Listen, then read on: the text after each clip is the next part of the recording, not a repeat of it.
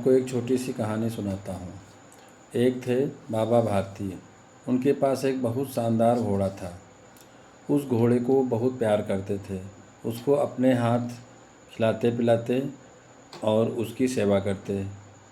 प्रतिदिन उस घोड़े पर बैठ कर के कम से कम 4-5 किलोमीटर जब तक बाबा जी सवारी न कर लेते तब तक उनको चैन न आता। उस घोड़े की ख्याति चारों ओर दूर दूर तक फैली हुई थी। उसी क्षेत्र में एक डाकू खट सिंह रहता था। उसने भी उस घोड़े के शान में उसकी बहादुरी के किस्से सुने। उसने सोचा कि ऐसा अच्छा घोड़ा बाबा जी लेकर क्या करेंगे। ऐसे घोड़े की तो मुझ जैसे व्यक्ति को ज़रूरत रहती है। यही सोचकर वो डाकू एक दिन बाबा जी के पास पहुंचा और उसने बाबा जी से कहा, बाबा जी इस घोड़े को मुझे दे दीजिए, इसको आपको क्या ज़रूरत। लेकिन बाबा जी चूँकि घोड़े से बहुत प्यार करते थे, उसे बहुत मानते थे, इसलिए उन्होंने घोड़ा देने से साफ मना कर दिया।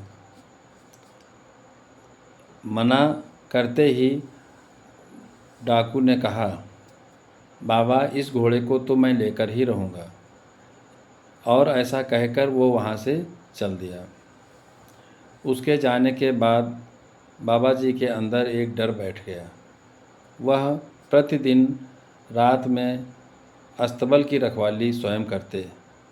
पूरी रात वो जगते रहते।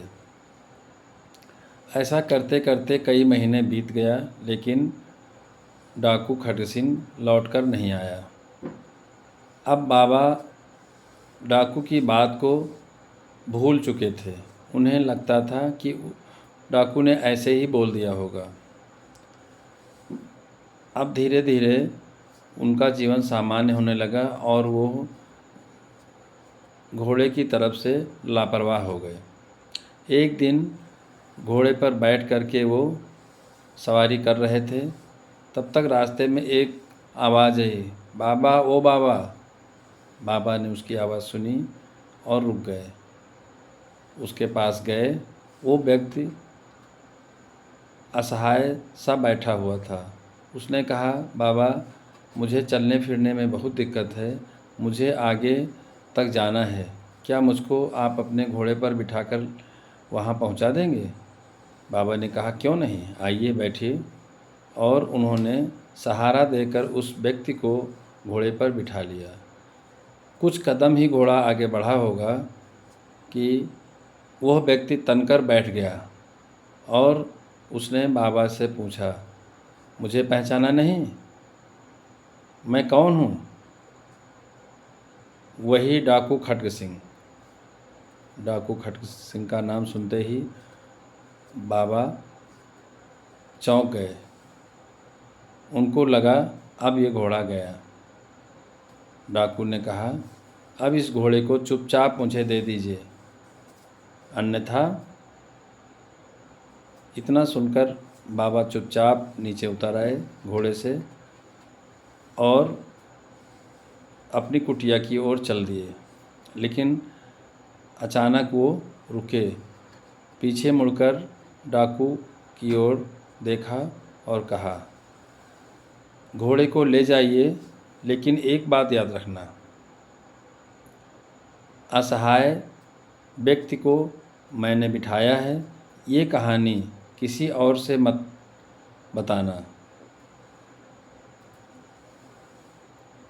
इतना सुनकर डाकू ने कहा, बाबा क्यों, ये कहानी क्यों नहीं बताएंगे। उन्होंने कहा, बेटा इसलिए क्योंकि इस कहानी को सुनकर कोई असहायों की सहायता नहीं करेगा और मैं नहीं चाहता हूँ कि कोई भी व्यक्ति असहाय होने की स्थिति में किसी की मदद न पा सके।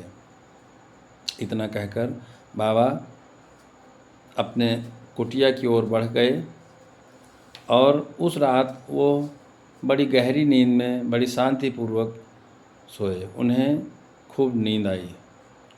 ऐसा इसलिए क्योंकि अब उन्हें किसी घोड़े की चिंता नहीं थी।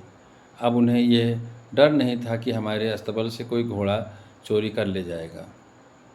वह सोए हुए थे उनके सोते हुए में डाकू खड्ग सिंह आया और अस्तबल में घोड़े को चुपचाप बांध करके चला गया।